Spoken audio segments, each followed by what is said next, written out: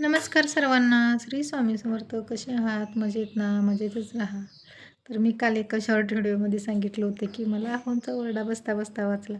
आता का ओरडा बसता बसता वाचला, तर तुम्हाला पूर्ण व्हिडिओ वॉच करावा लागेल. तर पूर्ण व्हिडिओ वॉच करा आणि मला सांगा व्हिडिओ कसा झाला. व्हिडिओ आवडत असेल तर नक्की माझ्या चॅनलला सबस्क्राईब करा आणि लाईक कमेंट करायला विसरू नका, कारण तुम्ही लाईक कमेंट करायला खूप वेळा विसरता बरं का. तर मला करायचं होतं इथं गव्हाचं दळण, कारण पीठ संपत आलं होतं. मग 2 दिवस अगोदरच मी करते, कारण थोडंसं ऊन पडलं होतं. म्हटलं थोडंसं उन्हाला पण ठेवलं ना, पीठ छान असं बारीक पण येते.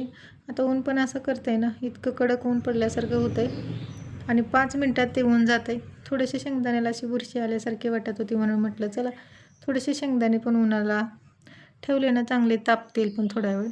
मग शेंगदाणे वगैरे उन्हाला ठेवले. मग लगेच कपडे पण खुर्चीमध्ये जे सुकलेले होते ते पण मला वाळायला टाकायचे होते. आता कपडे वगैरे सुकायला टाकलेत. तर पाऊस कधी येतो आहे ते सांगता येत नाही. आणि अहो आज घरीच होते, कारण घरूनच त्यांचं काम सुरू होतं. तर ते घरी असले का मला काही काम सुचत नाही. त्यामुळं मग आपलंच काहीतरी घेऊन बसायचं. आता बरेच दिवस झाले ब्लाऊज पण शिवले नाहीत. रोज रोज शिवत असलं का काय वाटत नाही. आणि अहो घरी असले ना खूप कंटाळा येतो. त्यांच्या जीवावर बसते मी कोणतीही कामं घेऊन, पण ते काही करत नाहीत. शेवटी मलाच करायला होतात. त्यामुळं मग माझं काम सुरू होतं. आता इथं माझं चालू होतं की ब्लाऊज कटिंग करायचं. म्हटलं आता कटिंग करून ठेवले ना, आपल्याला शिवायला पण लय जास्त वेळ लागत नाही.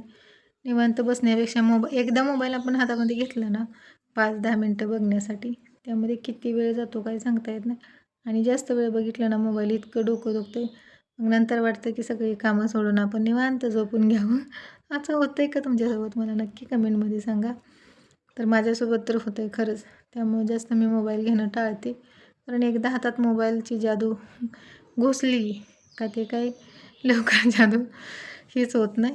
त्यामुळं मग आपली कामं आवरून मग निवांत बसलेलं वेगळं राहते. मग हे काम आज करू उद्या करू करत ना, मग खूप दिवस जातात निघून.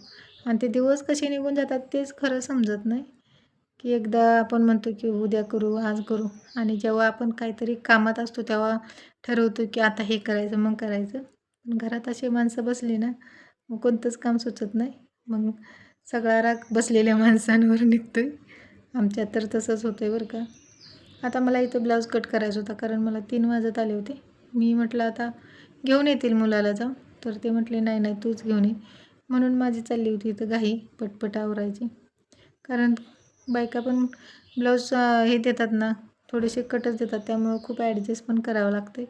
त्यामध्ये माझा बराच टाईम गेला. आता आहोंचा ओरडा का बसला ते तर तुम्हाला सांगणारच आहे, पण पूर्ण व्हिडिओच दाखवणार आहे, त्यामुळं व्हिडिओ तुम्ही कंटिन्यू बघा. मग इथं ब्लाऊज वगैरे कट करून घेतलं, सगळे कामं तर आवरली होते.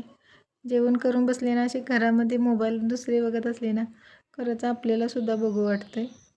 मग इथं मुलाला जाऊन घेऊन आले मी. आता सीटचं कवर ना, माझी गाडी असून मीच काळजी करत नाही. कवर फाटले त्यावरती बॅनरसुद्धा झाकत नाही, म्हणून अहो इतके ओरडतात ना. पाऊस तर इकडं कंटिन्यू सुरूच असतो. त्यामुळं मग मी एक ब्लॅकची टेप आणली आणि पूर्ण लावून घेतली, कारण उन्हामुळे खराब झाले आणि थोडं फाटलं होतं. ते मुलांनी खूपच जास्तच फाडून ठेवले, त्यामुळं मला ओरडा बसला होता. कारण माझ्या वस्तूची मी काळजी करत नाही. मग चालत गेल्यावरच समजेल खरंच.